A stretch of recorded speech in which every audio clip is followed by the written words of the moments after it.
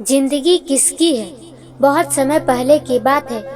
एक घर में बहुत पुराना वाद्य यंत्र रखा था, लेकिन उस घर में कोई भी व्यक्ति ऐसा नहीं था जो उस वाद्य यंत्र को बजाना जानता हो। उस परिवार की नई पीढ़ी ने पुरानी पीढ़ी से उसे बजाने की कभी कोई शिक्षा ही नहीं ली। वह वाद्य यंत्र घर में पड़ा धूल खा रहा था। उस परिवार ने अपने रिश्तेदारों से पता किया, गांव वालों से पूछा, लेकिन सबने बताया कि उसे कोई बजाना नहीं जानता।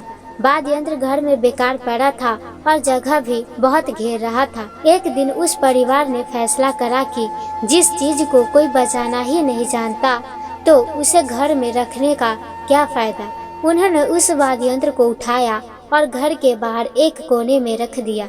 कुछ महीनों बाद एक कबाड़ का व्यापारी उस गांव से गुजर रहा था और उसकी नजर उस वाद्य यंत्र पर पड़ी। वह चुपके से गया और उसे बजाने लगा। उस वाद्य यंत्र से सुरों की बरसात सी होने लगी। उसका मधुर संगीत लोगों के कानों में पड़ने लगा तो देखते देखते वहाँ भीड़ जमा हो गई।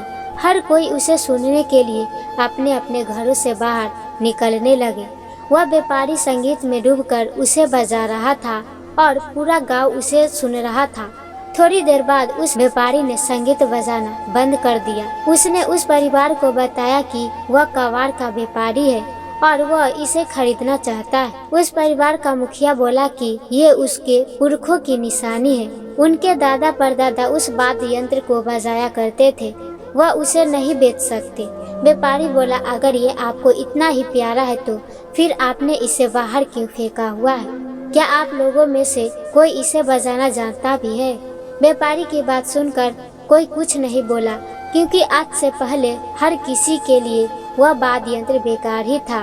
व्यापारी ने उस परिवार को समझाया कि संगीत बजाने का कोई भी यंत्र उसी व्यक्ति का होता है जो उसे बजाना जानता है।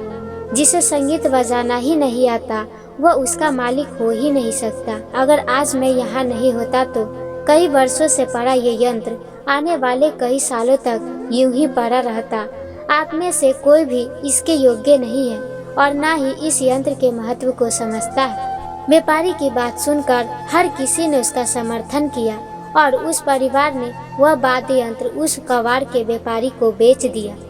इससे हमें क्या सीख मिलती है? दोस्तों, एक बहुत बड़ी बात यह कहानी सिखाती है कि जिस तरह एक वाद्य यंत्र उसी का हो सकता है जिसे वह बजाना आता है, उसी तरह यह जिंदगी भी उसी की है जो अपने जीवन के हर पल को खुशियों के साथ जीता है, जो गम में भी मुस्कुरा कर जीता है, जो आज के दुख से दुखी न होकर आने वाले सुख की खुशी में खुश होकर जीता है, जो जिंदगी को जिंदा दिली और उसकी गहराई में जीता है। कई लोगों को आपने ऐसा देखा होगा जो पैसे कमाने के पीछे ही सारी जिंदगी गुजार देते हैं। कुछ होते हैं जो नशे के पीछे अपनी सारी जिंदगी गुजार देते हैं। कुछ होते हैं जो अय्याशी में अपनी जिंदगी गुजार देते हैं। ऐसी जिंदगी जो सिर्फ एक चीज को करते हुए गुजर जाए या फिर उल्टे सीधे कामों में ही गुजर जाए, ऐसी जिंदगी किस काम की है? जिंदगी को अपना करना है तो जिंदगी को खुल के जियो, परेशानियों को भूलकर जियो, दुखों को झेलकर जियो, एक प्यारी सी मुस्कुराहट के साथ इस जिंदगी को खुश होकर जियो। तो यह कहानी आपको कैसी लगी? उम्मीद करती हूँ कि यह कहानी आपको अच्छी लगी होगी। अगर अच्छी लगी तो मेरे चैनल को सब्सक्राइब और लाइक शेयर जरूर करें। फिर मिलेंगे नेक्स्ट वीडियो में। जय हिंद।